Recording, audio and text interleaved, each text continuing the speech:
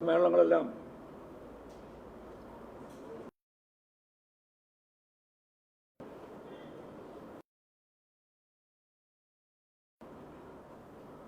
ഒൻപത്, 10, 11 തീയതികളിൽ കുന്നംകുളത്ത് പൂർത്തിയാകുന്നതോടുകൂടി 14 ജില്ലാ സമ്മേളനങ്ങളും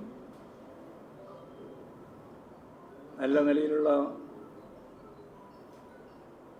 ഉൾക്കരുത്ത് നേടിയ സമ്മേളനങ്ങൾ എന്ന നിലയിൽ തന്നെ ഒരു മാർക്സിസ്റ്റ് ലെനിനിസ്റ്റ് പാർട്ടി എന്ന നിലയിലുള്ള സ്വയം വിമർശനവും അച്ചടക്കവും ഊർജ്ജസ്വലമായ പുതിയ കമ്മിറ്റികളെ തിരഞ്ഞെടുത്തും കൊണ്ട് പൂർത്തിയായിരിക്കുക. എല്ലാ സമ്മേളനങ്ങളും ഏകകണ്ഠമായാണ് ജില്ലാ കമ്മിറ്റിയെയും ജില്ലാ സെക്രട്ടറിമാരെയും തിരഞ്ഞെടുത്തിട്ടുള്ളത്. വലിയ സമ്മേളനങ്ങൾ സത്യം പറഞ്ഞാൽ ഉൾക്കൊള്ളാൻ സാധിക്കുന്ന സ്ഥിര സൗകര്യം കേരളത്തിലെ മിക്ക കേന്ദ്രങ്ങളിലും ഇല്ല എന്ന് നമുക്ക് മനസ്സിലായതിൻ്റെ കൂടി അടിസ്ഥാനത്തിലാണ് ചുവപ്പ് വളണ്ടിയർമാരുടെ മാർച്ചും അതിനോടൊപ്പം അനുബന്ധമായി ജില്ല കേന്ദ്രീകരിച്ച പ്രകടനങ്ങളൊന്നുമല്ല പല സ്ഥലത്തും നടന്നത്. 10,000-കണക്കിന് ബഹുജനങ്ങൾ പങ്കെടുത്ത റാലികളായിട്ടാണ് സംഘടിപ്പിച്ചത്.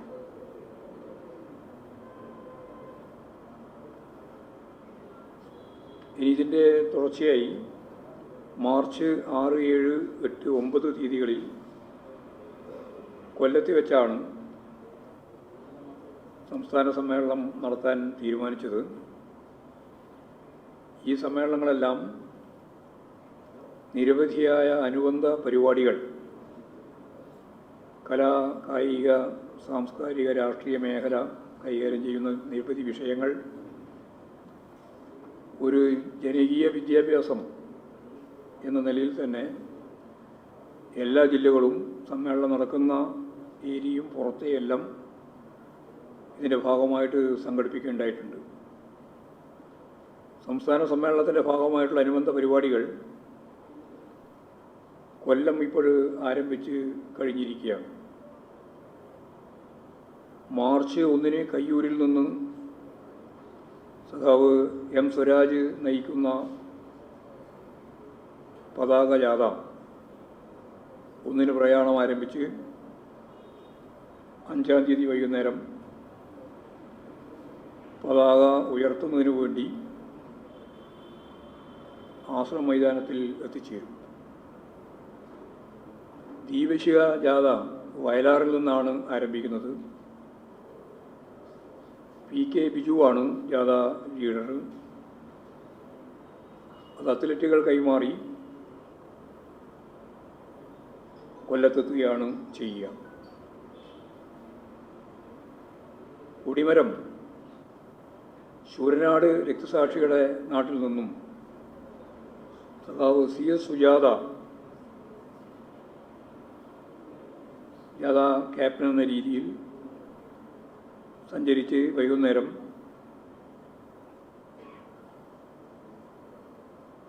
ആശ്രമ മൈതാനത്തിൽ എത്തിച്ചേരും. കേന്ദ്ര ബഡ്ജറ്റ് പതിപോലെ ഇത്തവണയും കേരളത്തെ മറന്നുകൊണ്ടാണ് ബഡ്ജറ്റ് അവതരിപ്പിക്കപ്പെട്ടത്. കേരളമെന്ന ഒരു പേര് പോലും ബഡ്ജറ്റിലുടനീളം എവിടെയും പരാമർശിക്കപ്പെടുന്ന നില ഉണ്ടായില്ല. കേരളത്തിലുള്ള കേന്ദ്ര വിഹിതത്തിൽ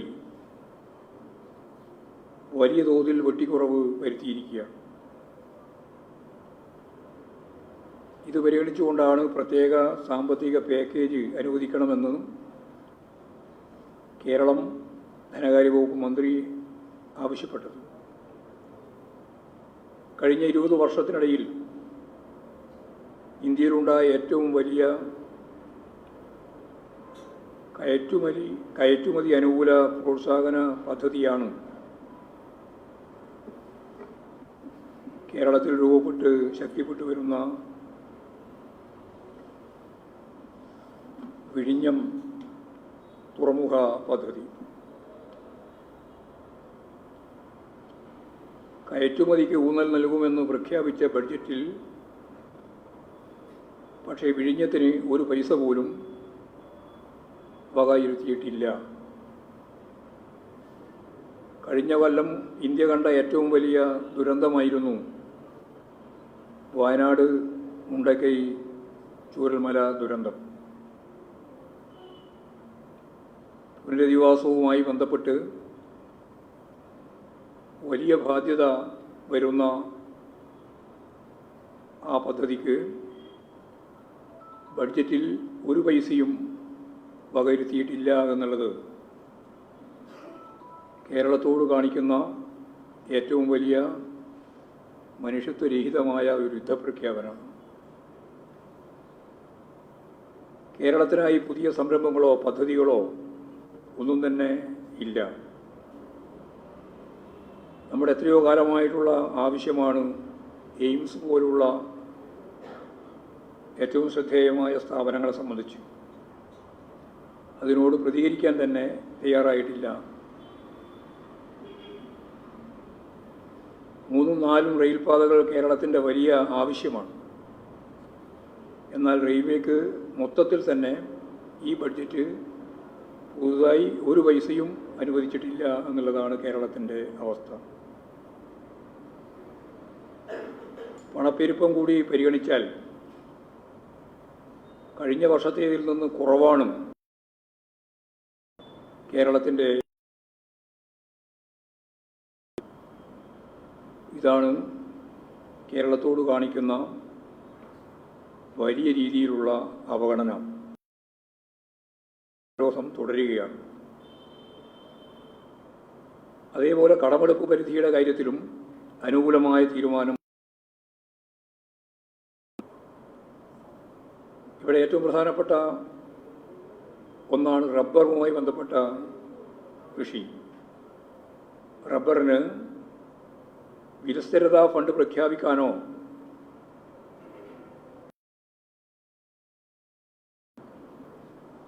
ആവശ്യമായ നടപടികൾ സ്വീകരിക്കാൻ തീരുമാനിച്ചില്ല. ബീഹാർ തിരഞ്ഞെടുപ്പ് മുൻനിർത്തി തീർത്തും ബീഹാറിന് വേണ്ടിയുള്ള ഒരു ബജറ്റ് പോലെയാണ് ഇത്തവണത്തെ കേന്ദ്ര ബഡ്ജറ്റ് അവതരിപ്പിക്കപ്പെട്ടത്.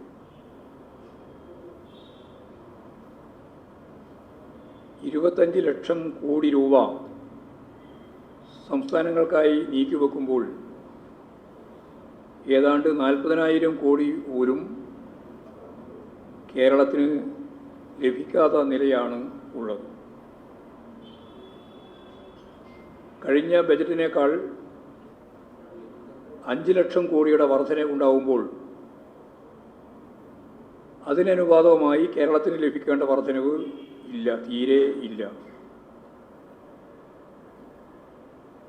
2023-24 ജനസംഖ്യാനുപാതികമായാണ് കേരളത്തിന് ലഭിക്കേണ്ടിയിരുന്ന 72,000 കോടി രൂപ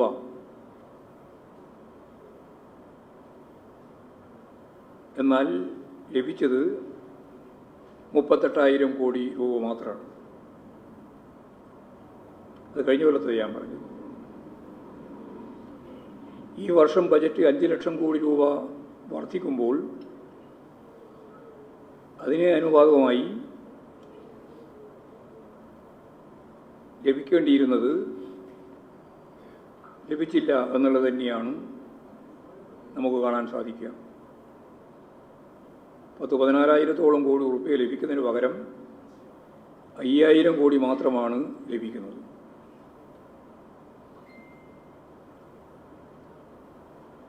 കേരളത്തിൻ്റെ മാധ്യമങ്ങൾ ആദായ നികുതി പരിധി ഒഴിവാക്കി എന്ന ഒറ്റ പോയിന്റിൽ പിടിച്ചുകൊണ്ടാണ് ബഡ്ജറ്റിനെ വെള്ളപൂശുന്നതിനു വേണ്ടി ശ്രമിച്ചത്.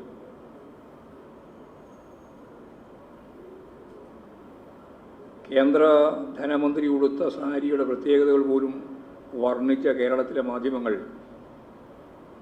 കേരളത്തിനോടുള്ള അവഗണനയെക്കുറിച്ച് കാര്യമായി ഒന്നും പറയുകയുണ്ടായില്ല എന്നുള്ളതാണ് സത്യം. അപ്പോൾ കേരളത്തോടുള്ള അവഗണന എത്രത്തോളം ആസൂത്രിതമായാണ് നടപ്പിലാക്കുന്നത് എന്ന് നമുക്ക് മനസ്സിലാക്കാൻ സാധിക്കുന്നത് BJP നേതാക്കന്മാരുടെ പ്രതികരണങ്ങളിലൂടെയാണ്. മന്ത്രി ജോർജ് കുര്യൻ പറഞ്ഞത് കേരളം പിന്നോക്കമാണെന്ന് പ്രഖ്യാപിച്ചാൽ സഹായം നൽകാം എന്നാണ്. എന്ന് പറഞ്ഞാൽ കേരളം കൂടുതൽ ദരിദ്രമാവണം, എങ്കിൽ മാത്രമേ നിങ്ങൾക്ക് ആനുകൂല്യം ലഭിക്കുള്ളൂ എന്ന കാടത്തപരമായ സമീപനമാണ് ഒരു കേന്ദ്രമന്ത്രി തന്നെ വ്യക്തമാക്കുന്നത്. ഞാനതിൽ ഉറച്ചു നിൽക്കുന്നു എന്നാണ് അദ്ദേഹം എന്നെല്ലാവർക്കും അറിയാം. ബജറ്റിൽ ഉൾപ്പെടുത്തിയിട്ടില്ല.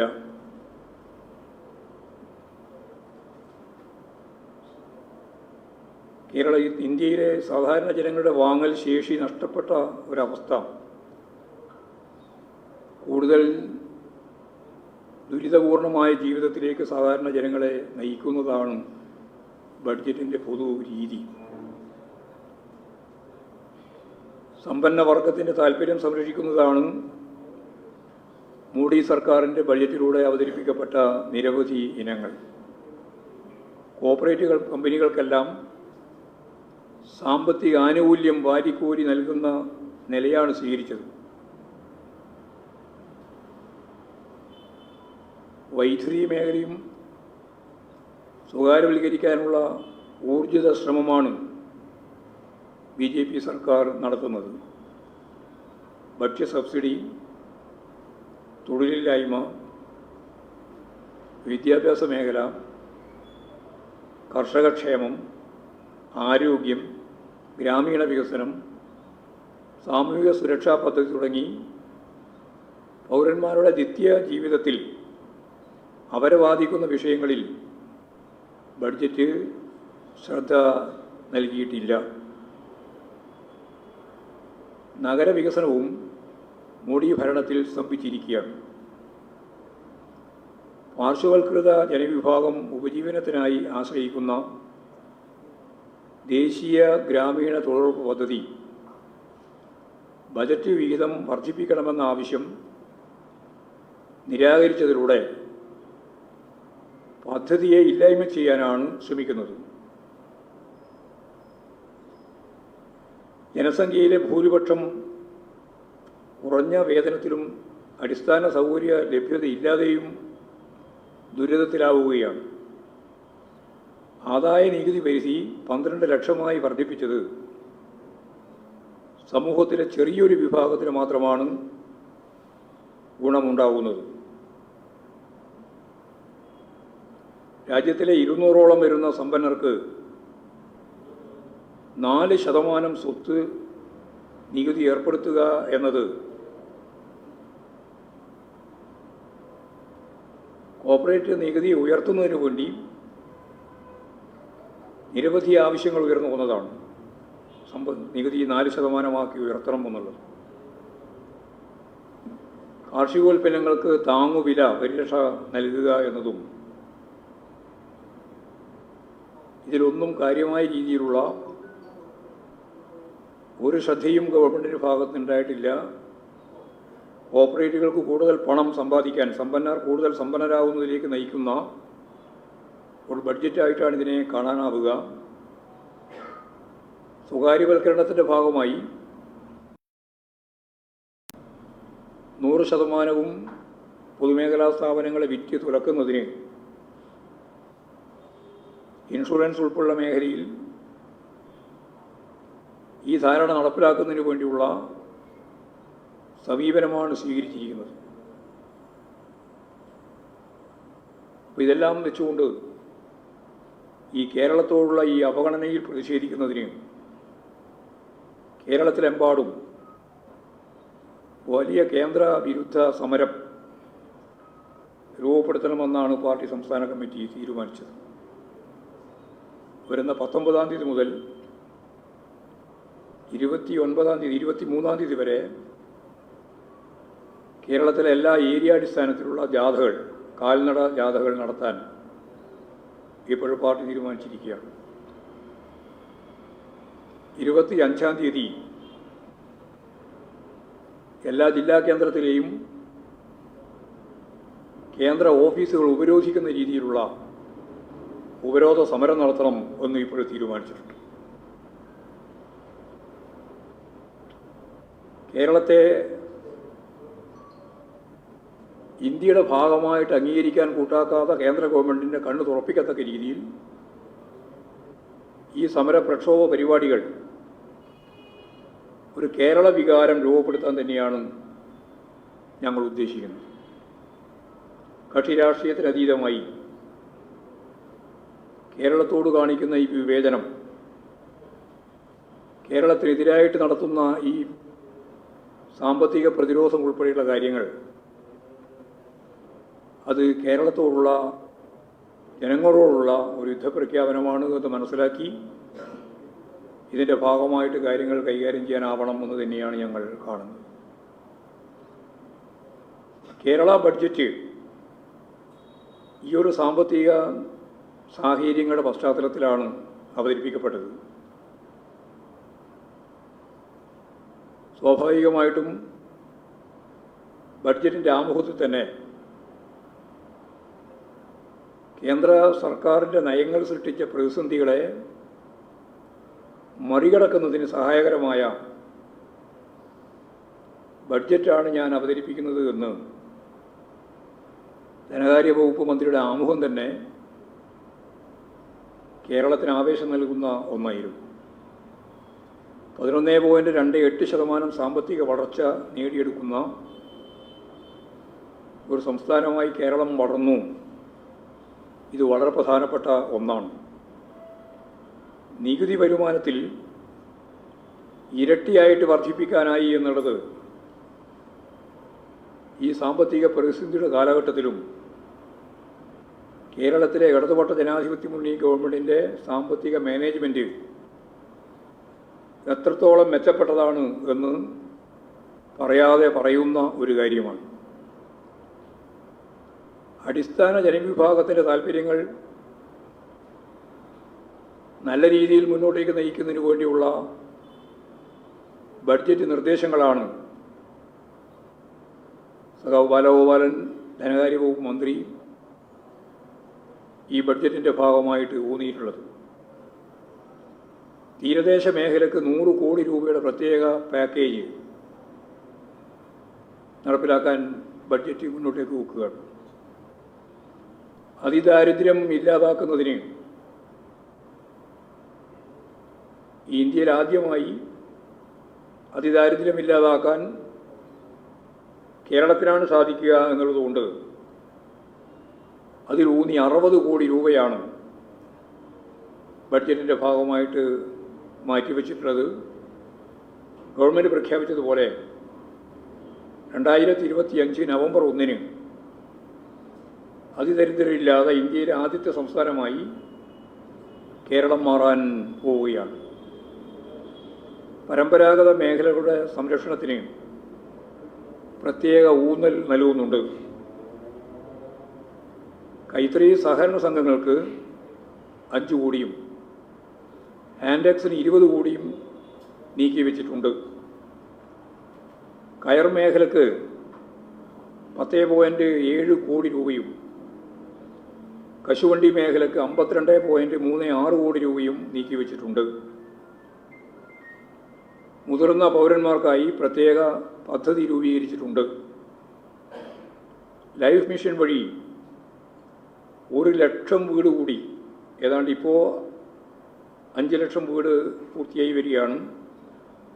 1160 കോടി രൂപ ഈ 1 ലക്ഷം വീടിന് വേണ്ടി വീണ്ടും മാറ്റിവെക്കുകയാണ്. പ്രവാസി ക്ഷേമത്തിന് വേണ്ടി 150.81 കോടി രൂപ നീക്കിവെച്ച ബഡ്ജറ്റാണ് ഇത് എന്ന് നമുക്ക് അറിയാം. ക്ഷേമ പെൻഷന് 13,300 കോടി നീക്കിവെച്ചിട്ടുണ്ട്. താൽക്കാലിക ജീവനക്കാർക്ക് 5% വർധനവ് നൽകാൻ തീരുമാനിച്ചിരിക്കുന്നു. പട്ടികജാതി വകുപ്പിന് നല്ല രീതിയിൽ തുക മാറ്റിവെച്ചിരിക്കുകയാണ്. കാർഷിക മേഖലക്കും നെല്ല്, നാളികേരം തുടങ്ങിയ മേഖലയിലും അത് സംരക്ഷിക്കുന്നതിനുള്ള പദ്ധതികൾ മുന്നോട്ടേക്ക് വെച്ചിട്ടുണ്ട്. വിജ്ഞാന സമ്പദ്ഘടനക്കാണ് ഊന്നൽ നൽകിയിട്ടുള്ളത്. ഗവൺമെൻറ്റിൻ്റെ പ്രഖ്യാപിത നിലപാടായ വൈജ്ഞാനിക സമൂഹം, വൈജ്ഞാനിക സമ്പദ് വ്യവസ്ഥ എന്ന പുതു ആശയം നവകേരള സൃഷ്ടിക്ക് ഏറ്റവും ശ്രദ്ധേയമായ പദ്ധതിയായിട്ടാണ് ഗവൺമെൻറ് കാണുന്നത് എന്ന് ബഡ്ജറ്റിലൂടെ വ്യക്തമാക്കുകയാണ്. മികവിൻ്റെ കേന്ദ്രങ്ങൾ ആരംഭിക്കുന്നതിനുള്ള ഊന്നലും ഇതിൻ്റെ ഭാഗമായി ഉണ്ട്. CM സ്കോളർഷിപ്പ് ഉൾപ്പെടെയുള്ള പദ്ധതികൾ ഇതിൻ്റെ ഭാഗമായിട്ട് പ്രഖ്യാപിച്ചിരിക്കുകയാണ്.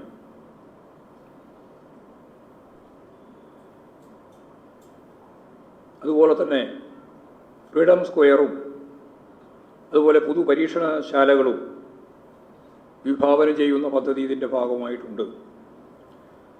ദുരന്ത നിവാരണത്തിൻ്റെ ഭാഗമായിട്ട് കേന്ദ്ര ഗവൺമെൻറ് ഒരു നയാ പൈസയും നമുക്ക് തരുന്നില്ലെങ്കിലും മുണ്ടക്കൈ ദുരന്ത ആശ്വാസ പദ്ധതിക്ക് 750 കോടി രൂപ ആദ്യഘട്ടത്തിൽ തന്നെ അനുവദിക്കാൻ ബജറ്റ് തീരുമാനിച്ചിരിക്കുകയാണ്. വിളവുകളുടെ പരിപാലനത്തിനായി ഇപ്പോൾ തന്നെ വ്യക്തതയോടുകൂടി 539.9 കോടി രൂപ പദ്ധതിയുടെ ഭാഗമായിട്ട് ഉൾപ്പെടുത്തിയിട്ടുണ്ട്. വ്യവസായ മേഖലക്ക് ഇവിടെ 1831 കോടി രൂപയാണ് നീക്കി വച്ചിട്ടുള്ളത്. ഇങ്ങനെ നാനാ മേഖലയിലും ബജറ്റ് കടന്നു ചെന്ന് ഞാൻ നേരത്തെ പറഞ്ഞതുപോലെ വിജ്ഞാന സമ്പദ് വ്യവസ്ഥയിൽ ഊന്നുന്ന നിലപാടുകൾ സ്വീകരിക്കുകയാണ്. പശ്ചാത്തല സൗകര്യ വികസനത്തിനും IT മേഖലക്കും നല്ല ഊന്നൽ നൽകിയിട്ടുള്ള പരിപാടിയാണ് നിർദ്ദേശിച്ചിട്ടുള്ളത്. അടിസ്ഥാന മേഖലകളെ ശക്തിപ്പെടുത്താനും പശ്ചാത്തല സൗകര്യ വികസനത്തിനും ഈ ബഡ്ജറ്റ് ഊന്നൽ നൽകിയിട്ടുണ്ട്. ജീവനക്കാർക്ക് യഥേഷ്ടം നൽകേണ്ട ആനുകൂല്യങ്ങൾ നൽകാൻ കഴിയാത്ത സാഹചര്യത്തെ മറികടക്കുന്നതിനുള്ള സമീപനം ഈ ബഡ്ജറ്റിൻ്റെ ഭാഗമായി മുന്നോട്ടേക്ക് വച്ചിരിക്കുകയാണ്. സാംസ്കാരിക രംഗത്തെ ശക്തിപ്പെടുത്താൻ ഉതകുന്ന നിരവധി പദ്ധതികൾ ഇത് മുന്നോട്ടേക്ക് വെച്ചിട്ടുണ്ട്. ഈ രീതിയിൽ കേരളത്തിൻ്റെ വികസനത്തെ വളരെ ശ്രദ്ധേയമായ രീതിയിൽ മനസ്സിലാക്കിക്കൊണ്ടുള്ള ഒരു ഊന്നലാണ് ബഡ്ജറ്റിൻ്റെ ഭാഗമായിട്ടുണ്ടായത് എന്ന് പറയാൻ ഞാൻ ആഗ്രഹിക്കുകയാണ്. അമേരിക്കൻ സാമ്രാജ്യത്വം ട്രംപ് വീണ്ടും അധികാരത്തിൽ വന്നതിന് ശേഷം ഇന്ത്യ ഉൾപ്പെടെയുള്ള രാജ്യങ്ങളെ ശത്രുതാപരമായ നിലപാട് സ്വീകരിച്ചുകൊണ്ട് കാണുകയാണ്. ഇന്ത്യൻ പൗരന്മാരെ കാലിലും കൈകളിലും ചങ്ങലയിട്ട് ഭക്ഷണവും വെള്ളവും പോലും കൃത്യമായിട്ട് നൽകാതെ വിമാനത്താവളത്തിലേക്ക് യുദ്ധവിമാനത്തിൽ തിരിച്ചെത്തിച്ച ചരിത്രം വളരെ അപൂർവമാണ്. ആ വേദനിക്കുന്ന ചിത്രങ്ങളാണ് പിന്നീട് പുറത്തു വന്നത്. അമേരിക്കയുമായി നല്ല നയതന്ത്ര ബന്ധം സ്ഥാപിക്കപ്പെട്ടു എന്ന് അവകാശപ്പെടുന്ന പ്രധാനമന്ത്രി ഈ വിഷയത്തിൽ അമേരിക്കൻ സാമ്രാജ്യത്വത്തിന് ദാസ്യവേല ചെയ്യുന്ന രീതിയിൽ ഒരക്ഷരം ഇതുവരെ മിണ്ടിയിട്ടില്ല. നയതന്ത്ര വക്താക്കൾ പറഞ്ഞത് അമേരിക്ക നാട് കടത്തുന്നത് ഇങ്ങനെയാണ് എന്നാണ്. കൈക്കും കാലിനും ചങ്ങലയിട്ടുകൊണ്ടാണ് നാട് കടത്താൻ അവരുടെ രീതി. ശക്തിയായ പ്രതിഷേധം വന്നപ്പോഴാണ് ഇന്നലെ ചെറിയ രീതിയിൽ മാറ്റി പറയാൻ നിർബന്ധിതനായത്. അതിശക്തിയായിട്ടുള്ള ഇന്ത്യൻ ജനതയുടെ പ്രതിഷേധത്തിന് മുമ്പിൽ മോഡിക്ക് പിടിച്ചു നിൽക്കാൻ സാധിക്കില്ല എന്ന് വന്നപ്പോൾ ചങ്ങലയിട്ട് കൊണ്ടുവന്നതിനോട് ഞങ്ങൾ പ്രതിഷേധിക്കുന്നു എന്ന് പറയേണ്ടി വന്നു. ആദ്യം ഇതിനെയെല്ലാം പൂർണ്ണമായിട്ട് അംഗീകരിച്ചുകൊണ്ടായിരുന്നു നിലപാട്. ഇന്ത്യയേക്കാൾ ചെറിയ രാജ്യം പോലും മെക്സിക്കോ ഉൾപ്പെടെ ഞങ്ങൾക്കെതിരായിട്ട് ഈ നിലപാട് സ്വീകരിച്ചാൽ ഞങ്ങളുടെ അതിർത്തിയിലേക്ക് നിങ്ങളുടെ വിമാനങ്ങൾ കടക്കാൻ അനുവദിക്കില്ല എന്ന നിലപാട് വരെ സ്വീകരിച്ചപ്പോൾ സാമ്രാജ്യത്വത്തിന് മുമ്പിൽ മുട്ടുമടക്കി അമേരിക്കൻ സാമ്രാജ്യത്വത്തിന് കീഴടങ്ങി ഇന്ത്യൻ പ്രധാനമന്ത്രിയും അതുപോലെ ഭരണവർഗവും പൂർണ്ണമായ അർത്ഥത്തിൽ ദാസ്യവേല ചെയ്യുന്ന സ്ഥിതിയാണ് യഥാർത്ഥത്തിലുണ്ടായത്. ഇത് മറ്റു രാജ്യങ്ങളിൽ താമസിക്കുകയും പഠിക്കുകയും ജോലി ചെയ്യുകയും ചെയ്യുന്ന ഇന്ത്യൻ പൗരന്മാർക്ക് വലിയ ആശങ്കയാണ് ഉണ്ടാക്കിയിട്ടുള്ളത്.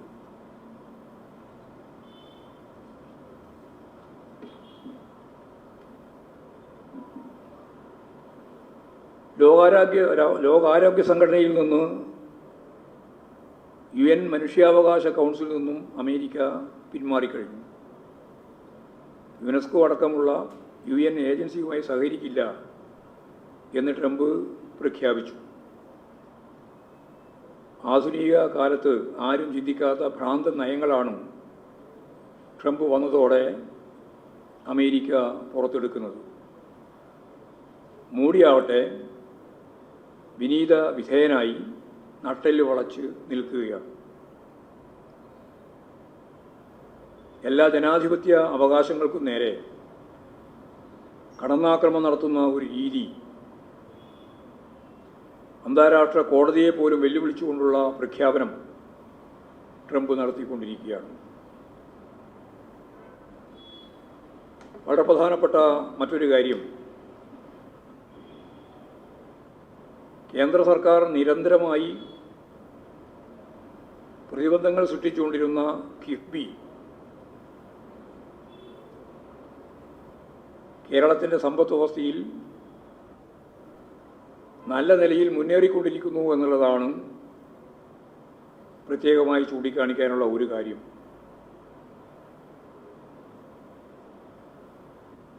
അപ്പോൾ കിഫ്ബിക്ക് ഏതാണ്ട് 90,000 കോടി രൂപയുടെ വികസന പദ്ധതികൾ ഏറ്റെടുക്കാനും അത് കാര്യക്ഷമമായി നടത്തി മുമ്പോട്ടേക്ക് കൊണ്ടുപോകാനും ആവശ്യമായ സമീപനങ്ങൾ അവർ കൈകാര്യം ചെയ്യുന്നു. ഗവൺമെൻറ് അതിന് പിന്തുണ നൽകുകയാണ്. കിഫ്ബിയോടുള്ള പ്രതിപക്ഷത്തിൻ്റെ വിരോധം നമുക്ക് കൊണ്ട് തന്നെ അറിയുന്നതാണ്. ആദ്യം അതിനെ ആകാശ കുസുമം എന്നാണ് വിളിച്ച് ആക്ഷേപിച്ചത്. അത് കഴിഞ്ഞ് അവരവരുടെ മണ്ഡലങ്ങളിൽ ആയിരക്കണക്കിന് കോടി രൂപയുടെ കിഫ്ബി വഴിയുള്ള വികസന പ്രവർത്തനങ്ങൾ ഏറ്റെടുത്ത് മുമ്പോട്ടേക്ക് വന്നപ്പോൾ UDF MLA-മാരുൾപ്പെടെ കിഫ്ബിയുടെ പ്രചാരകരായിട്ട് മാറുന്ന ചിത്രം നമ്മൾ കണ്ടു. അപ്പോൾ കിഫ്ബിയെ തകർക്കുന്നതിന് വേണ്ടിയുള്ള പദ്ധതികൾ ആസൂത്രണം ചെയ്ത് വരികയാണ് എന്ന കാര്യം ഞാൻ ഇതിൻ്റെ ഭാഗമായിട്ട് തന്നെ സൂചിപ്പിക്കുക. മുണ്ടക്കൈ ഉരുൾപൊട്ടൽ ഉൾപ്പെടെയുള്ള പ്രശ്നങ്ങൾ, ദുരന്തങ്ങൾ ഉയർന്നു വന്നപ്പോൾ അതിന് ഗവൺമെൻറ്റിൻ്റെ ഭാഗമായിട്ടുള്ള ഫണ്ട് ശേഖരണത്തിൽ പങ്കെടുക്കുന്നതിന് പകരം കോൺഗ്രസ് സ്വന്തം തന്നെ ഫണ്ട് ശേഖരിക്കുകയും വലിയ ലക്ഷക്കണക്കിന് ഉറുപ്പിക തട്ടിയെടുക്കുന്ന സ്ഥിതി ഉണ്ടാവുകയും ചെയ്തു എന്ന് കോൺഗ്രസ്സുകാർക്ക് തന്നെ പറയേണ്ടി വരികയും നടപടി അവർക്ക് തന്നെ സ്വീകരിക്കേണ്ടി വരികയും ചെയ്തു എന്നുള്ളത് ഇതിനിടയിൽ വന്ന വളരെ പ്രധാനപ്പെട്ട ഒരു കാര്യമാണ്. ഇതിൻ്റെ ഒപ്പം തന്നെയാണ് സ്കൂട്ടറും അതുപോലെ തന്നെ ലാപ്ടോപ്പും തയ്യൽ മെഷീൻ ഉൾപ്പെടെയുള്ള സാധനങ്ങൾക്ക് പകുതി വിലക്ക് നൽകും എന്ന് കേരളത്തിൽ ഒരറ്റം മുതൽ മറ്റൊരറ്റം വരെ നിരവധി ഏജൻസികളെ ഉപയോഗപ്പെടുത്തിയിട്ട് ഇവിടെ കൊള്ള സംഘടിപ്പിക്കുകയുണ്ടായി. കോൺഗ്രസും അതുപോലെ തന്നെ BJP-യും ഏറ്റവും അവസാനമാകുമ്പോൾ ലീഗും എല്ലാം ഈ ഏജൻസിയുടെ ഭാഗമായിട്ട് കൊള്ളയടിച്ചു ജനങ്ങളെ എന്നുള്ളതാണ് പുറത്തു വരുന്ന ഒരു വാർത്ത. ഇതെല്ലാം കാണിക്കുന്നത് സമ്പത്ത് എങ്ങനെയെങ്കിലും സ്വരൂപിക്കുന്നതിന് വേണ്ടിയുള്ള ആർത്തിയാണ്. അതിൻ്റെ ഭാഗമായിട്ടാണ് MLA ഉൾപ്പെടെയുള്ള ആളുകൾ, കോൺഗ്രസിൻ്റെ നേതാക്കൾ ഇത്തരം പരിപാടികളുടെ ഭാഗമായി മാറി ജനങ്ങളെ കൊള്ളയടിക്കുന്ന സമീപനം സ്വീകരിക്കുന്നത് എന്ന് വേണം നമുക്ക് കാണാൻ. ബി ജെ പിയുടെ പൂർണ്ണമായ പിന്തുണ ചൂണ്ടിക്കാണിച്ചുകൊണ്ടാണ് കോൺഗ്രസ്സുകാരെയും ലീഗുകാരെയും എല്ലാം ഇതിൻ്റെ ഭാഗവാക്കാക്കി മാറ്റിയത്. അപ്പോൾ ഇരുചക്ര വാഹനങ്ങളും ഗാർഹിക ഉപകരണങ്ങളും പകുതിക്ക് വിലക്ക് നൽകാമെന്ന് പറഞ്ഞ് നടത്തിയ വമ്പൻ തട്ടിപ്പിൽ ഇവരെല്ലാം കുരുക്കിലായിരിക്കുന്നു എന്നുള്ളതാണ് സത്യം.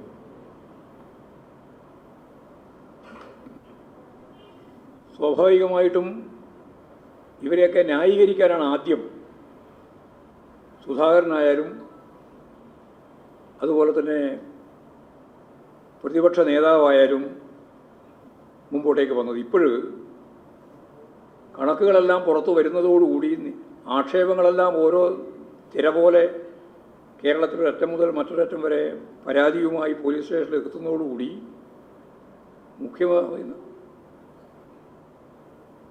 ആശ്വാസ നടപടികൾ പ്രഖ്യാപിച്ച് നടന്ന സതീശനും സുധാകരനും ഉൾപ്പെടെ ന്യായീകരിക്കാൻ കഴിയാത്ത സാഹചര്യത്തിലേക്ക് എത്തിയിരിക്കുന്നു എന്നുള്ളതാണ് ചിത്രം. ഇത്തരം കൊള്ള നടത്തിയിട്ടുള്ള ആളുകൾക്കെതിരായി എന്ത് നിലപാട് സ്വീകരിക്കും എന്നുള്ളത് വളരെ പ്രധാനപ്പെട്ട കാര്യമാണ്.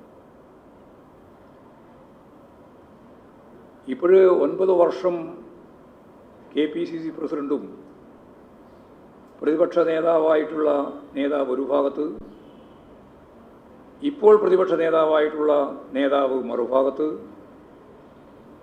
പണ്ട് ഡൽഹിയിൽ നിന്ന് AK ആന്റണി നേരിട്ട് വന്നതുപോലെ നേരിട്ട് വരാൻ കാത്തിരിക്കുന്ന അഖിലേന്ത്യാ കോൺഗ്രസ് നേതാവ് മറുഭാഗത്ത്, ചാൻസ് കിട്ടിയാൽ എനിക്കും താല്പര്യമുണ്ട് എന്ന് പറയുന്ന KPCC പ്രസിഡന്റ് വേറൊരു ഭാഗത്ത്, ശശി തരൂരിനെ പോലുള്ള ആളുകളെല്ലാം മറുഭാഗത്ത് എപ്പോഴാണ് തഞ്ചം കിട്ടുക നോക്കി നിൽക്കുന്ന സ്ഥിതി.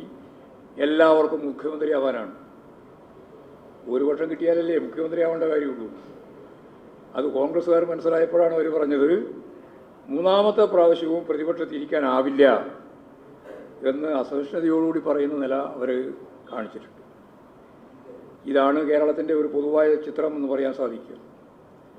ദേശീയ രാഷ്ട്രീയത്തിൽ ഞങ്ങൾ പറഞ്ഞുകൊണ്ടിരുന്ന ഓരോ കാര്യവും ശരിയാണ് എന്ന് കൂടുതൽ വ്യക്തമാവുകയാണ്. കഴിഞ്ഞ പാർലമെൻറ്റ് തെരഞ്ഞെടുപ്പിൻ്റെ ഭാഗമായിട്ട് ഓരോ സംസ്ഥാനത്തിൻ്റെയും പ്രത്യേകതകൾ കണക്കിലെടുത്ത് BJPയെ പരാജയപ്പെടുത്താനുള്ള മണ്ഡലങ്ങളും പാർട്ടികളും കൂട്ടായ്മയും സൃഷ്ടിക്കണം എന്ന നിലപാട് പ്രാവർത്തികമാക്കാനുള്ള ശ്രമം നടത്തിയപ്പോഴാണ് BJPയെ തോൽപ്പിക്കാമെന്ന ഒരു മനസ്സ് ഇന്ത്യൻ ജനതയ്ക്ക് ഉണ്ടായത്. അത് പാർലമെൻറ്റ് തെരഞ്ഞെടുപ്പിൽ പ്രതിഫലിച്ചിട്ടുണ്ട്. 2% വോട്ട് കൂടി കിട്ടുകയും 38 സീറ്റ് കൂടി അധികം നേടുകയും ചെയ്താൽ ചിത്രം മാറുമായിരുന്നു. പക്ഷേ കോൺഗ്രസ് ഫലപ്രദമായ രീതിയിൽ ഈ കാര്യം ഇന്ത്യയിലുടനീളം കൈകാര്യം ചെയ്തില്ല എന്നുള്ളതിൻ്റെ ഭാഗമായിട്ടാണ് ഈ 2% സീറ്റ് വോട്ടും അതുപോലെ 38 സീറ്റും നമുക്ക് ഇന്ത്യ ബ്ലോക്കിന് നഷ്ടമായത്. അതിനുശേഷം എന്താ ഇപ്പോൾ സ്ഥിതി? അതിനുശേഷം നടന്ന തിരഞ്ഞെടുപ്പ്, ഹരിയാന തിരഞ്ഞെടുപ്പ്, അതായിരുന്നു കോൺഗ്രസ് വമ്പിച്ച രീതിയിൽ ജയിക്കുമെന്ന് പ്രതീക്ഷിച്ച തിരഞ്ഞെടുപ്പ്. പക്ഷേ അവിടെ SP ഉൾപ്പെടെ AAP ഉൾപ്പെടെ ആരുമായിട്ടും ഞങ്ങൾക്ക് കൂട്ടില്ല, ഞങ്ങൾ വലിയേട്ടന്മാരാണ്, ഞങ്ങൾക്ക് ഒറ്റയ്ക്ക് തന്നെ ഭൂരിപക്ഷം കിട്ടും എന്ന് പ്രതീക്ഷിച്ച് തിരഞ്ഞെടുപ്പ് നടത്തിയിട്ട് BJPക്ക് ഏൽപ്പിച്ചു കൊടുത്തു. ഇപ്പം നടന്ന ഞാൻ പറയുന്നത് ഹരിയാനയുടെ ചിത്രം അതാണ്. മഹാരാഷ്ട്ര അതുപോലെ തന്നെയാണ്. വിശാലമായ ഐക്യം ഉണ്ടാക്കാൻ അവർക്ക് സാധിച്ചില്ല. ജമ്മു ആൻഡ് കാശ്മീരിലെ തിരഞ്ഞെടുപ്പ് കഴിഞ്ഞപ്പോൾ അവിടെ ഒമർ അബ്ദുള്ള പറഞ്ഞത് 29 സീറ്റ്, ജമ്മുവിൽ പ്രത്യേകിച്ച് 29 സീറ്റ് കോൺഗ്രസ് നേടിയെന്ന് പറഞ്ഞാൽ മത്സരിക്കാൻ വേണ്ടി വാശി പിടിച്ച് വാങ്ങി 29 എണ്ണം. എന്നിട്ട് ജയിച്ചത് എത്രയാ അറിയോ? എത്ര ജയിച്ചത്? നിങ്ങളാണല്ലോ റിപ്പോർട്ട് ചെയ്തുകൊണ്ടിരുന്നത്. ജമ്മു ആൻഡ് കാശ്മീരിൽ 29 സീറ്റ് നിർബന്ധിച്ച് വാങ്ങിയിട്ട് ജയിച്ച സീറ്റിൻ്റെ എണ്ണം പറ. 29 സീറ്റ്, ഒരു സീറ്റ് ജയിച്ചേ. അതാണ് ഒമർ അബ്ദുള്ള പറഞ്ഞത്. കോൺഗ്രസുമായി ചേർന്നില്ലായിരുന്നുവെങ്കിൽ, അത് വളരെ പ്രധാനമാണ്, ചേർന്നില്ലായിരുന്നുവെങ്കിൽ ഞങ്ങൾക്ക് 2/3 ഭൂരിപക്ഷം കിട്ടുമായിരുന്നു എന്നാണ്. അപ്പോൾ 2/3 ഭൂരിപക്ഷം കിട്ടാതിരുന്നത് കോൺഗ്രസിന് ഇത്രയും സീറ്റ് 29 സീറ്റ് വിട്ടുകൊടുത്തു, 28 തോറ്റു. കോൺഗ്രസിൻ്റെ ഒരു നിലപാടാണത് വ്യക്തമാക്കുന്നത്. അപ്പോൾ വാശി പിടിച്ച് വാങ്ങിയിട്ട് തോൽക്കുക എന്നുള്ള നിലപാടാണ് സ്വീകരിക്കുന്നത്. ഇപ്പോഴ് ഏതാണ്ട് ഡൽഹി തിരഞ്ഞെടുപ്പിൻ്റെ അവസാനത്തെ റിസൾട്ട് വരാൻ പോവാണ്. ഇതായാലും ഒരു കാര്യം ഇപ്പോൾ വ്യക്തമായിട്ടുണ്ട്, അവിടെ കോൺഗ്രസിനെ പറ്റി പറയേണ്ടിയില്ലല്ലോ, വട്ടപ്പൂച്ചിയാണ്. തോറ്റു എന്ന് പറയുന്നത് എന്ത് കാര്യമുള്ളൂ? കഴിഞ്ഞ പ്രാവശ്യം അങ്ങനെയാണ്, വട്ടപ്പൂച്ചിയാണ്. അതിൻ്റെ അപ്പുറത്തെ പ്രാവശ്യം അങ്ങനെയാണ്, 3 പ്രാവശ്യമായി പൂജ്യം. അവിടെ BJP അധികാരത്തിൽ വരുന്നതാണ് സ്ഥിതി. ഇന്ത്യ പോലുള്ള രാജ്യത്തിൻ്റെ തലസ്ഥാന പട്ടണം ഉൾക്കൊള്ളുന്ന ആ ഡൽഹിയിൽ BJPയെ അധികാരത്തിൽ എത്തിച്ചതാരാണ്? നിങ്ങൾക്ക് പറയാം ആരാ? ഒരേ ഒരാളാണ്. അതാരാ? കോൺഗ്രസ്സാണ്. കോൺഗ്രസ്സിന് യഥാർത്ഥത്തിൽ ഇപ്പോൾ അവിടെ ഏതാണ്ട് കിട്ടിയിട്ടുള്ള വോട്ടിൻ്റെ ശതമാനം മാധ്യമങ്ങൾ പറഞ്ഞ 6%. 6%. AIPക്ക് 43.11% എന്ന് പറഞ്ഞാൽ ഏതാണ്ട് 50% വോട്ട്, BJP വിരുദ്ധ വോട്ട് ഇന്ത്യ ബ്ലോക്കിൻ്റെ ഭാഗമായിട്ട് മുമ്പ് മത്സരിച്ചവർക്ക് ഇപ്പോൾ കിട്ടിയിട്ടുണ്ട്. എന്നിട്ട് 0 സീറ്റ് കോൺഗ്രസിനും 24 സീറ്റ് AIPക്കും ലഭിക്കുന്ന അവസ്ഥയാണ് ഉണ്ടായത്. അപ്പോൾ കോൺഗ്രസിനെ തോൽപ്പിക്കുക അല്ലെങ്കിൽ കോൺഗ്രസ് ഇല്ലാതാക്കുക എന്ന കോൺഗ്രസിൻ്റെ തന്നെ നിലപാട് ഒരു ഭാഗത്ത്, അതുവഴി BJPക്ക് വീണ്ടും അധികാരത്തിൽ വരുന്നതിന് വേണ്ടിയുള്ള സൗകര്യം, AIPയെ തോൽപ്പിക്കുക, അതാണ് ഏറ്റവും പ്രധാനപ്പെട്ട ശത്രു എന്ന് കണ്ടുകൊണ്ടുള്ള നിലപാട് കോൺഗ്രസ് എടുത്തു എന്നുള്ളത് കൊണ്ടാണ് BJP ജയിച്ചത്. BJP ജയിച്ചതിൻ്റെ ഉത്തരവാദി കോൺഗ്രസ് ആണ് എന്നർത്ഥം. കോൺഗ്രസും AIPയും കൂടി ചേർന്നിരുന്നുവെങ്കിൽ ഏതാണ്ട് 50% വോട്ടായി. തൂത്തുവാരി ജയിക്കാൻ സാധിക്കുന്ന ഒരു സംസ്ഥാനം തന്നെ പറയുക, കേന്ദ്രഭരണ പ്രദേശമാണെങ്കിലും സംസ്ഥാനത്ത് അത് BJPക്ക് അടിയറ വെക്കാൻ നൽകിയ കോൺഗ്രസിൻ്റെ പ്രധാനപ്പെട്ട നേതാവ് ഉൾപ്പെടെ ആർക്കെതിരായിട്ടാണ് അതിശക്തിയായിട്ടുള്ള വിമർശനം അവിടെ ഉന്നയിച്ചത്?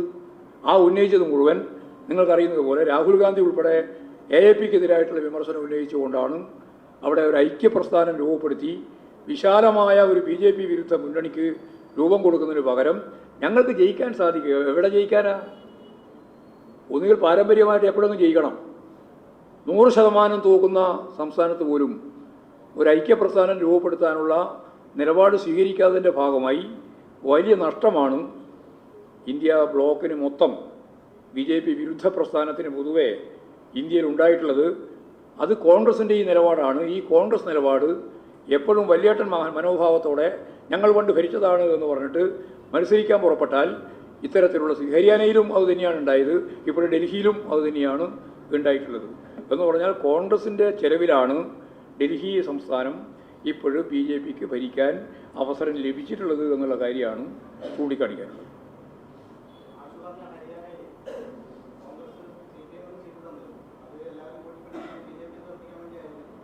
ആരെ? അല്ല, കോൺഗ്രസ് ഞാൻ പറഞ്ഞത് CPMൻ്റെയും കമ്മ്യൂണിസ്റ്റ് പാർട്ടിയും പ്രശ്നമല്ല ഞാൻ പറഞ്ഞത്. ഹരിയാനയിൽ BJPക്കും കോൺഗ്രസിനും തുല്യ ശതമാനം വോട്ടാണ് കിട്ടിയത്. ഒന്നുകൂടി ശ്രദ്ധിച്ചോ, ഹരിയാനയിൽ കിട്ടിയ വോട്ട് BJPക്കും കോൺഗ്രസിനും തുല്യമായിരുന്നു. അപ്പോൾ ആ മുന്നണിയിലേക്ക് കൊണ്ടുവരാതിരുന്ന AIPക്കും അതുപോലെ തന്നെ SPക്കും ഉൾപ്പെടെ അതിനേക്കാൾ എത്രയോ കൂടുതൽ വോട്ട് കിട്ടിയിട്ടുണ്ട്. അവരെ കൂടി ചേർത്തിരുന്നുവെങ്കിൽ ഹരിയാന ഉറപ്പായിട്ട് BJP തോൽക്കുമല്ലോ. അപ്പോൾ അവരവിടെ യോജിപ്പിക്കാനുള്ള നിലപാട് സ്വീകരിച്ചില്ല. ആർക്ക്? മനസ്സിലായി. ഓ, നല്ല വിശദീകരണമാണ്, എനിക്കറിയാം. ഞങ്ങൾക്കവിടെ വലിയ വോട്ടൊന്നും ഇല്ലാന്നോ ഞാൻ സമ്മതിക്കില്ലേ കൊണ്ടു? ഇത്രയല്ലേ കൊണ്ടു? ഞങ്ങളൊരു കാര്യം വളരെ വ്യക്തമാണ്, ആരാണോ അവിടെ BJPക്കെതിരായിട്ട് മത്സരിക്കുന്നത് അവർക്കാണ് CPIM വോട്ട്, അത് കോൺഗ്രസിനല്ല. വ്യക്തമായില്ലേ? ആ കാര്യം മനസ്സിലായില്ലേ? അതായത് BJPയെ തോൽപ്പിക്കുക എന്നുള്ള ലക്ഷ്യം വെച്ചുകൊണ്ട് പ്രവർത്തിക്കുന്ന അവിടെ കോൺഗ്രസ് അല്ലാത്ത ആളുകൾക്ക് അവിടെ വോട്ട് നൽകിയിട്ടുണ്ട് CPM. ഉള്ള സ്വാധീനം. കഴിഞ്ഞു. അത് ചോദിച്ചു.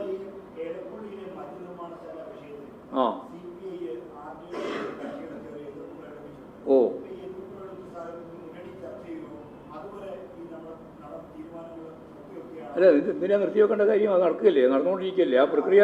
ആ പ്രക്രിയ മുന്നോട്ടേക്ക് പോകുമ്പോൾ തന്നെ ആവശ്യമായ ചർച്ച ഇവിടെയൊക്കെ ആരൊക്കെ വേണോ അവരൊക്കെ ചർച്ച നടത്തിയിട്ട് പോകും. ആരോടും ചർച്ച നടത്തുന്നതിൽ ഞങ്ങൾക്ക് യാതൊരു പ്രശ്നമില്ല. പദ്ധതിയായിട്ട് മുന്നോട്ടേക്ക് പോകുന്നില്ല, ഗവൺമെൻറ് തീരുമാനിച്ചത്.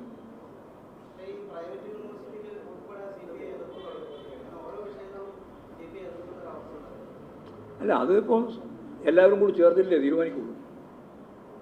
തീരുമാനം വരുന്നത് എല്ലാവരും LDF എന്ന രീതിയിൽ ഒറ്റക്കെട്ടായിട്ട് തീരുമാനിച്ച് പോവുക.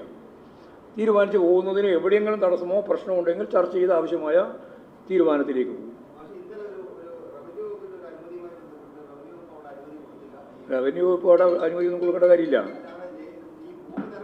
അതാണ് കാര്യം. പിന്നെ എല്ലാം കൂടി ചേർത്ത് ഒപ്പറച്ച് പറയണ്ട.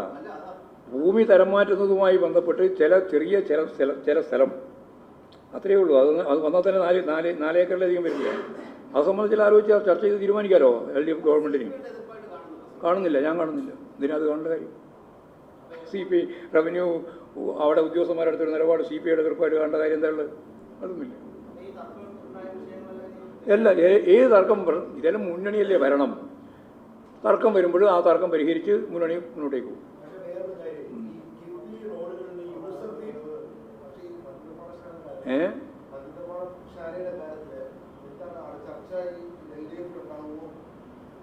എവിടെ? അല്ല, LDFൽ ചർച്ച ചെയ്യേണ്ടതല്ല, LDF ചർച്ച ചെയ്യും. എന്തൊക്കെ ചർച്ച ചെയ്യണമെന്നുള്ളത് LDFിൻ്റെ യോഗം ചേരുമ്പോഴല്ലേ തീരുമാനിക്കുള്ളൂ. അത് ചർച്ച ചെയ്യും.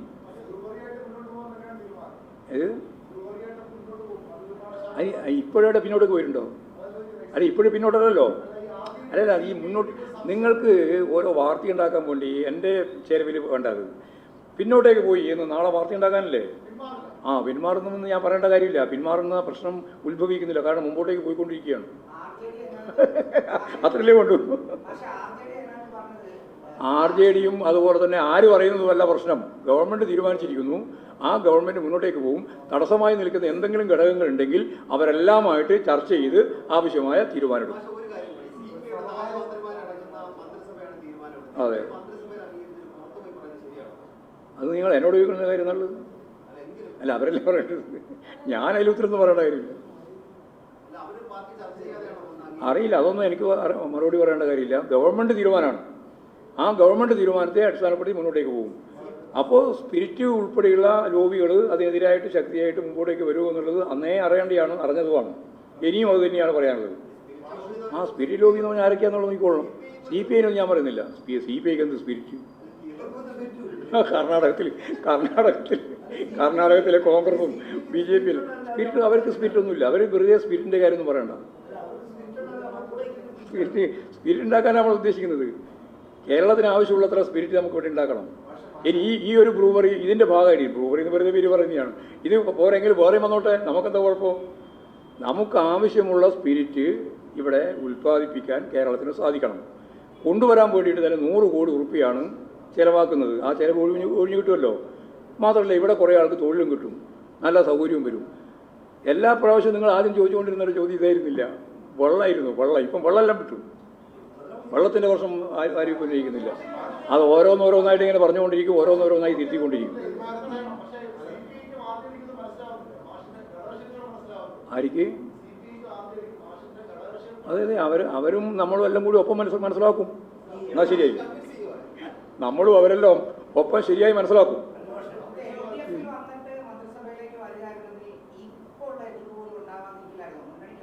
ഇത്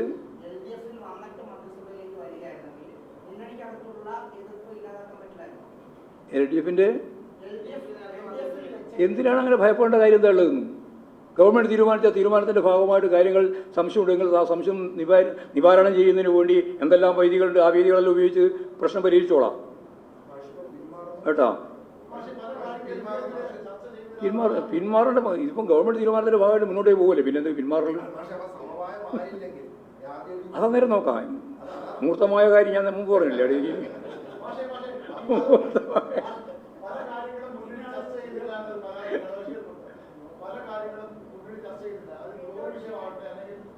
ആവട്ടെ.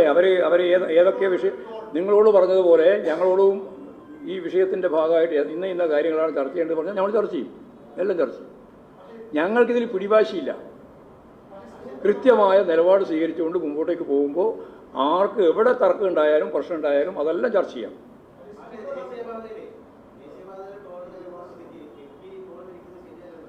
അല്ല, കിഫ്ബി ടോൾ പിരിക്കാൻ ഇപ്പോൾ തീരുമാനിച്ചിട്ടില്ല. ടോൾ പിരിക്കേണ്ടത് ഉൾപ്പെടെയുള്ള കാര്യങ്ങൾ ചർച്ച ചെയ്യേണ്ടി വരും.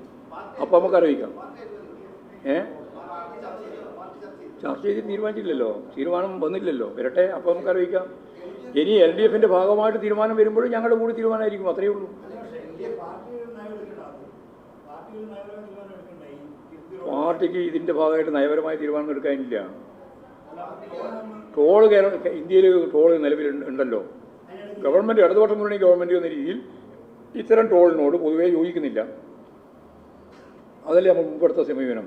അതുകൊണ്ടാണല്ലോ ടോളെല്ലാം ഒരു ഘട്ടത്തിൽ ഒഴിവാക്കിയത്. ഇനിയിപ്പോഴും കിഫ്ബിയുടെ ഭാഗമായിട്ട് വരുമ്പോൾ 90,000 കോടി രൂപയുടെ പദ്ധതിയാണ് കേരളത്തിൽ നടപ്പിലാക്കുന്നത്. 60,000-ലധികം കോടി രൂപ കഴിഞ്ഞ ഗവൺമെൻറ്റിൻ്റെ കാലത്തും ഇപ്പോഴും എല്ലാം കൂടി 90,000 കോടി രൂപയുടെ പദ്ധതിയാണ്. അതാണ് ഞാൻ നേരത്തെ പറഞ്ഞത്. അതാദ്യം ആകാശ കുസുമം എന്നാണ് UDFകാർ പറഞ്ഞിരുന്നത്. പിന്നീട് അവരെല്ലാം മണ്ഡലത്തിൽ 100 കോടി രൂപയുടെ പദ്ധതി വന്നപ്പോൾ അവർ അത് മാറ്റി അവർ നല്ല രീതിയിൽ സഹകരിച്ച് ഇതിനെ ശ്ലാഘിക്കാൻ തുടങ്ങി. അങ്ങനെ ശ്ലാഘിച്ചുകൊണ്ടിരിക്കുന്ന ഘട്ടമായത്. അപ്പോൾ 90,000 കോടി രൂപയുടെ പദ്ധതി മിക്കവാറും കടം ഉൾപ്പെടെയല്ലേ എടുക്കുന്നത്. സ്വാഭാവികമായിട്ടും ആ കടം എങ്ങനെയാണ് വീട്ടിൽ തീർക്കുക എന്നുള്ള ചോദ്യത്തിന് കൃത്യമായ ഉത്തരം പറയേണ്ടി വരും. അത് പറയുമ്പോൾ സ്വാഭാവികമായിട്ട് എന്തൊക്കെ വേണം, ഏതൊക്കെ തലം വേണം, അത് കിഫ്ബിയും അതുപോലെ തന്നെ ഗവൺമെൻറ്റും ഇടതുപക്ഷ ജനാധിപത്യ മുന്നണിയും എല്ലാം ആലോചിച്ച് ആവശ്യമായ തീരുമാനം എടുക്കുക.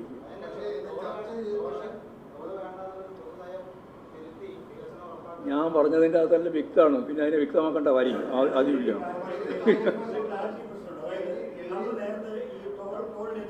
ആര്? ആ ആ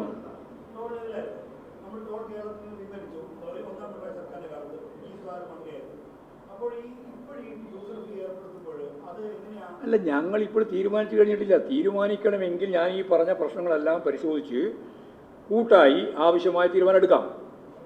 അത്രയേ ഉള്ളൂ. നിങ്ങൾ പിന്നെ വെറുതെ ഓരോ വാർത്ത ഉണ്ടാക്കാൻ വേണ്ടിയിട്ട് പറഞ്ഞിട്ട് കാര്യം. മുന്നണി ചർച്ച ചെയ്തിരുന്നില്ല.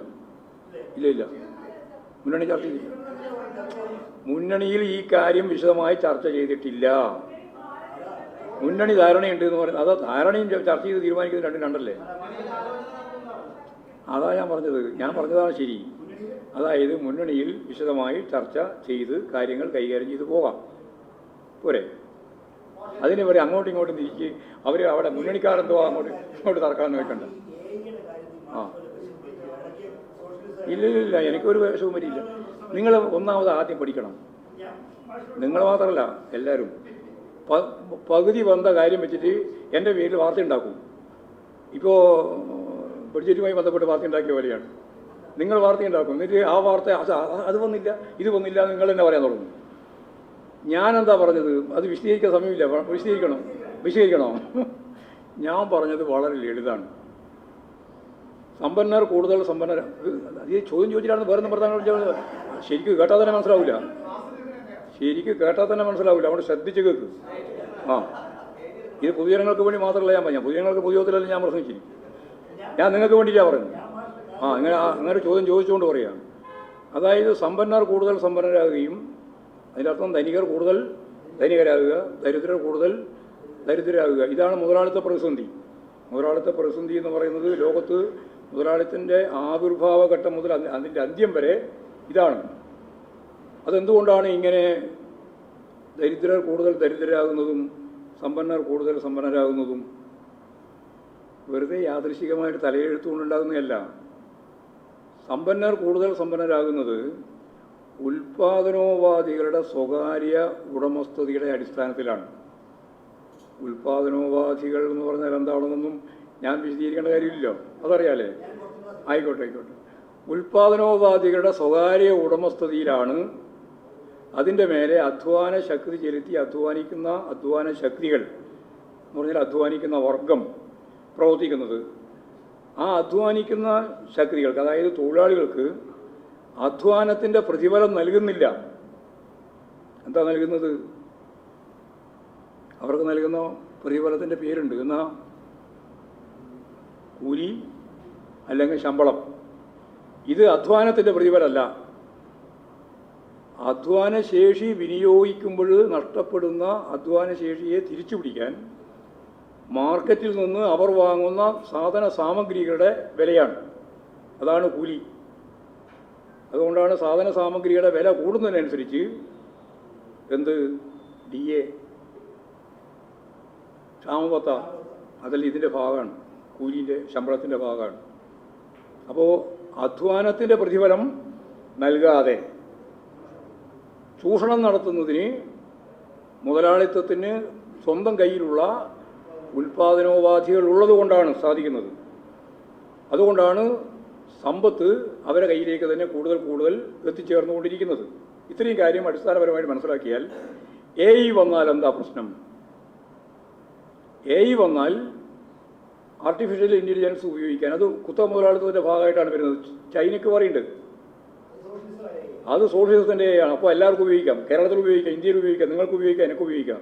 അതിന് പ്രത്യേകമായ ചിലവില്ല, ഫലപ്രദമായിട്ട് ഉപയോഗിക്കാൻ പറ്റും. അത് സമൂഹത്തിൻ്റെ ഭാഗമായിട്ടാണ് വരിക. ജനകീയ ചൈന ഇത് ഉപയോഗിക്കുന്നത് ഈ വളർച്ച, ഈ AI ഉൾപ്പെടെയുള്ളതിൻ്റെ വളർച്ച സമൂഹത്തിൻ്റെ വളർച്ചയ്ക്ക് ഉപയോഗിക്കുന്നതാണ്. കാരണം അവിടെ ഉൽപ്പാദനോപാധികൾ ഗവൺമെൻറ്റിൻ്റെ തന്നെ ഭാഗമാണ്. അപ്പോൾ അവരുടെ കയ്യിൽ തന്നെയാണ് ഇത് എത്തുക. അപ്പോൾ പുതിയ രീതിയിൽ ജനങ്ങളെ മുന്നോട്ടേക്ക് നയിക്കാനുള്ള സൗകര്യം അതിൽ നിന്ന് ഭാഗം ഉണ്ടാവും. നേരെ മറിച്ച് മുതലാളിത്തത്തിൻ്റെ ഭാഗമാകുമ്പോൾ എന്താ ഉണ്ടാകുക? കുത്തക മുതലാളിയുടെ കയ്യിലാണ് ഉൽപ്പാദനോപാധികളുള്ളത്, അതിൻ്റെ ഭാഗമാണ് AI ഉൾപ്പെടെയുള്ളത്, അല്ലേ? അതിൻ്റെ ഭാഗമായിട്ട് മിച്ചമൂല്യം കുമിഞ്ഞുകൂടി വരും. ഉള്ള ആളുകളുടെ തൊഴിൽ അവർ തന്നെ പറയുന്നൊരു 60% തൊഴിൽ നഷ്ടപ്പെടുന്നതാണ്. അപ്പോൾ തൊഴിലില്ലായ്മ രൂക്ഷമായിട്ട് വരും.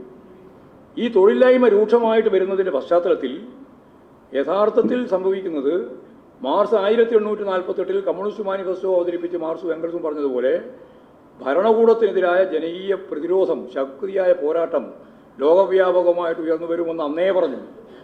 ആ പോരാട്ടത്തിൻ്റെ ശക്തി കൂട്ടുന്ന രീതിയിൽ AI കൂടി ഇരുതിയിൽ എണ്ണ ഒഴിക്കുന്നത് പോലെ ജനങ്ങളുടെ ജീവിത നിലവാരം, അവർക്ക് സാധനങ്ങൾ വാങ്ങാനുള്ള ശേഷിയില്ല, അവരുടെ കയ്യിൽ പണമില്ല, അവർക്ക് കൂലിയില്ല, അവർക്ക് ശമ്പളമില്ല, അങ്ങനെ ഒരു വലിയ ജനവിഭാഗം 60% ആളുകൾ വരുന്നുവെങ്കിൽ അതുണ്ടാക്കുന്ന പോരാട്ട വീര്യം സ്വാഭാവികമായി ഉണ്ടാകുന്ന സാമൂഹ്യ പരിവർത്തനത്തിലേക്കാണ് നയിക്കുക.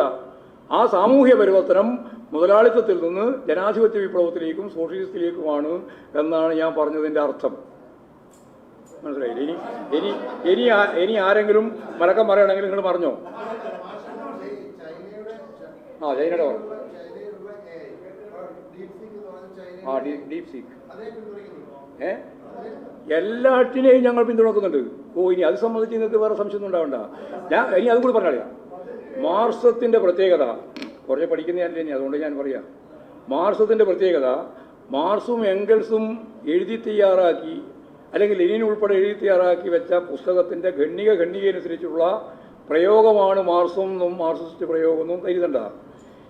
ഞാൻ നിങ്ങളോട് ഇവിടെ സംസാരിച്ചുകൊണ്ടിരിക്കുന്ന ഈ നിമിഷം വരെ ലോകത്തിൻ്റെ സർവതല സ്പർശിയായ മേഖലയിൽ രൂപപ്പെട്ടു വന്ന എല്ലാ ശാസ്ത്രങ്ങളെയും ശാസ്ത്ര സത്യങ്ങളെയും സാങ്കേതിക വിദ്യ ഉൾപ്പെടെ എല്ലാറ്റിനെയും ഉൾക്കൊള്ളാൻ സാധിക്കുന്ന അനുനിമിഷം വികസിച്ചുകൊണ്ടിരിക്കുന്ന വളർന്നുകൊണ്ടിരിക്കുന്ന ഒന്നാണ് മാർക്സം. അപ്പോൾ മാർക്സത്തിൽ ഉൾക്കൊള്ളാതൊരു സാധനം AI അല്ല, AI ഉൾപ്പെടെ.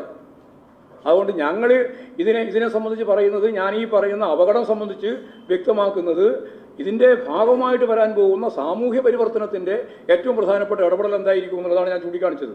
അത്രയേ ഉള്ളൂ.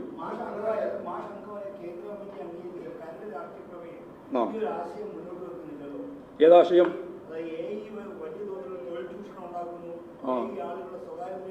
അല്ല, AI വന്നുകൊണ്ടിരിക്കുന്നതിൻ്റെ ഭാഗമായിട്ടുണ്ടാകുന്ന നിരവധിയായ പ്രത്യാഘാതങ്ങൾ വരാൻ പോകുന്നുണ്ട്. ഇപ്പോൾ ആറ്റം വിഭജിക്കാനാവില്ല എന്നാണല്ലോ നമ്മൾ കണ്ടിരുന്നത്, അല്ലേ? ആറ്റം വിഭജിക്കാനാവില്ല എന്നായിരുന്നല്ലോ നമ്മൾ കണ്ടിരുന്നത് ശാസ്ത്രം പണ്ട്. പിന്നെ എന്തായി? വിഭജിക്കാമെന്ന് പറഞ്ഞു. വിഭജിച്ചതിൻ്റെ ഭാഗമായിട്ട് എന്തുണ്ടായി? ആറ്റം ബോംബുണ്ടായി. ആ ആറ്റം ബോംബ് എന്ത് ചെയ്തു? കൊണ്ടുപോയിട്ട് ഉപയോഗിച്ചു. ആരുപയോഗിച്ചു? സാമ്രാജ്യത്വം ഉപയോഗിച്ചു. ആ സാമ്രാജ്യത്വം ഉപയോഗിച്ചതിൻ്റെ ഭാഗമായിട്ടാണ് നാഗസാക്കിയും അതുപോലെ തന്നെ ഹിരോഷിമയും ഉണ്ടായത്. അതുതന്നെ ആ പ്രശ്നം നമ്മൾ കൈകാര്യം ചെയ്തില്ലേ? ശാസ്ത്രത്തിൻ്റെ കുഴപ്പം കൊണ്ടാണോ? ശാസ്ത്രം സാമ്രാജ്യത്വം ഉപയോഗിക്കുമ്പോൾ യുദ്ധത്തിൻ്റെ ഭാഗമായിട്ട് ആറ്റം ബോംബിൻ്റെ ഭാഗമായിട്ട് വന്നു എന്നുള്ളതാണ് പ്രശ്നം, അല്ലാണ്ട് ശാസ്ത്രത്തിൻ്റെ തകരാറല്ല. ആ ശാസ്ത്രത്തെ CPIM അതിൻ്റെ മാർക്സിസ്റ്റ് കാഴ്ചപ്പാട് വെച്ചുകൊണ്ട് അംഗീകരിക്കും. അതേപോലെ തന്നെ AI അംഗീകരിക്കും. എന്താ ഒന്നുകൂടി ശരിക്കും വയ്ക്കും. ചോദ്യത്തിനുള്ള മറുപടി എ ഡി ബിയുടെ ഭാഗത്തെ സംബന്ധിച്ച് സംബന്ധിച്ച് പാർട്ടി നിലപാട് എ ഡി ബി ഉൾപ്പെടെയുള്ളതിൻ്റെ മേലെ ചരടുണ്ട് എന്നാണ്. പക്ഷെ ഒരു ഗവൺമെൻറ് വരുമ്പോൾ സ്വാഭാവികമായിട്ടും ഗവൺമെൻറ് നിലപാട് സ്വീകരിക്കേണ്ടി വരും, അത്രയേ ഉള്ളൂ. ആ ഗവൺമെൻറ് പാർട്ടി തീരുമാനിക്കുന്നത് മുഴുവൻ ഗവൺമെൻറ് തീരുമാനിക്കുന്നുണ്ടോ? അത് സമരം ചെയ്യാം അതിലൊന്നും കുഴപ്പമില്ല. ഒന്നും കൂടി ചോദിച്ചു, എത്ര പണം ചോദിച്ചു?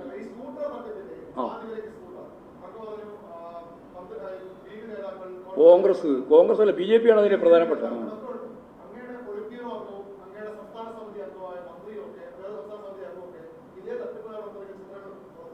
ആരായ ചിത്രബോധൻ? എന്തിൻ്റെ ഫോട്ടോ? അനന്തകൃഷ്ണനൊപ്പം ഞാൻ നിന്നേ ഫോട്ടോ ഇവിടെ വരാറുണ്ടല്ലോ അനന്തകൃഷ്ണൻ. അയാൾ അങ്ങനെയുള്ള ഒരാൾ വന്നു എന്നുള്ളതുകൊണ്ട് അയാളോട് മുണ്ടിയാൽ, അയാളെ കണ്ടാൽ പണ്ടപ്പോൾ ഏതോ കാലത്ത് കണ്ടുപോയി എന്നുള്ളതുകൊണ്ട് അതെല്ലാം തട്ടിപ്പിൻ്റെ ഭാഗം എന്ന് പറയാൻ പറ്റുമോ? അസംബന്ധം പറയുന്നതിലൊക്കെ കുറച്ച് ശ്രദ്ധിച്ച് പറയണം. അതായത് അനന്തുവല്ലേ മറ്റേത്, അനന്തകൃഷ്ണനുമായിട്ട് ബന്ധപ്പെട്ട് ആരെങ്കിലും ഒരു ഫോട്ടോ കൊടുത്തിട്ടുണ്ട്. എടുത്തത് തട്ടിപ്പിൻ്റെ വരട്ടെ. CPIM-ൻ്റെ ഭാഗമായിട്ട് ഈ തട്ടിപ്പിൻ്റെ ഭാഗമായിട്ട് ഒരാളുണ്ടെങ്കിൽ അയാളെ ഈ CPIM എന്ന് പറയുന്ന പാർട്ടി കൃത്യമായിട്ട് രാഷ്ട്രീയമായി സംഘടനാപരമായി കൈകാര്യം ചെയ്യും. അതിലൊരു സംശയവും വേണ്ട. പറയട്ടെ, കോൺഗ്രസും ലീഗും BJP-യും ഞാൻ പറഞ്ഞതുപോലെ കേരളത്തിലെ BJP-ക്കാരും കേരളത്തിലെ കോൺഗ്രസ്സുകാരും കേരളത്തിലെ ഈ പറയുന്ന ലീഗുകാരും ഇതുമായി ബന്ധപ്പെട്ട് നിൽക്കുന്ന ഏതെങ്കിലും ഒരാളെ ശരിയായ രീതിയിൽ തെളിവിൻ്റെ ഭാഗമായിട്ട് വന്നാൽ നടപടിയെടുത്ത് മുമ്പോട്ടേക്ക് പോകുമെന്ന് പറയാൻ ധൈര്യമുള്ളൊരു പാർട്ടിയാണ്. പറയട്ടെ, ഞാൻ പറഞ്ഞല്ലോ, ഒരു സംശയവും വേണ്ട. ഞങ്ങളുടെ പാർട്ടി ഒരു സംശയമില്ലാത്ത രീതിയിൽ ഉറപ്പായിട്ട് തന്നെ പറയുകയാണ്. അങ്ങനെ ആരെങ്കിലും ഉണ്ടെങ്കിൽ അത് ഫോട്ടോ ഒന്നുമല്ല കേട്ടോ, നിങ്ങൾ ഈ പറയുന്ന വളരെ ലളിതവരിക്കൊന്നും വേണ്ട. അതിന്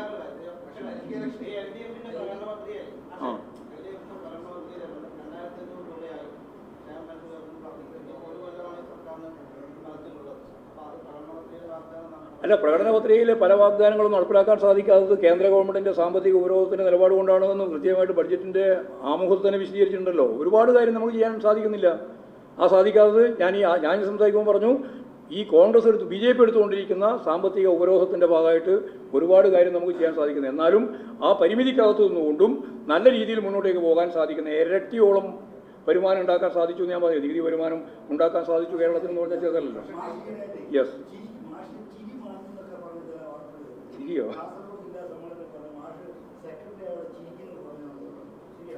ഞാൻ ചിരിക്കുന്നത് ശരിക്കും തുടങ്ങിയ തന്നെ സെക്രട്ടറി ആയതിനു ശേഷമാണ്.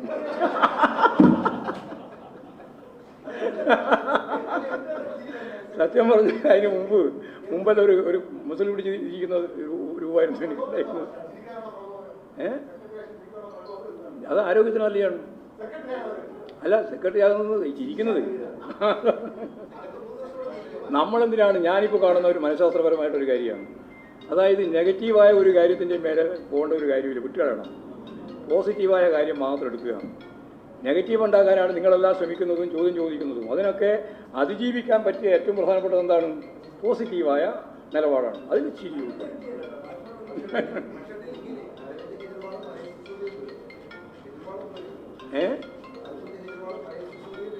ചോദിച്ചു